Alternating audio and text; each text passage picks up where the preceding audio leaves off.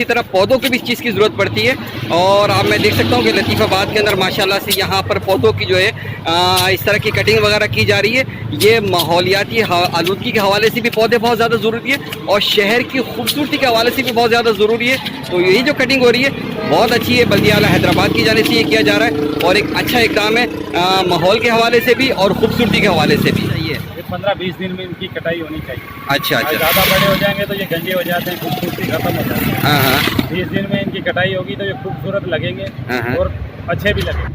सही जी, सबसे पहले तो ये है कि पौधों को लगाना है, इनकी हिफाजत करना है और माहौलियाती आलूदगी के हवाले से जो हमारी ज़िम्मेदारी बनती है उसे तो अदा करना ही है।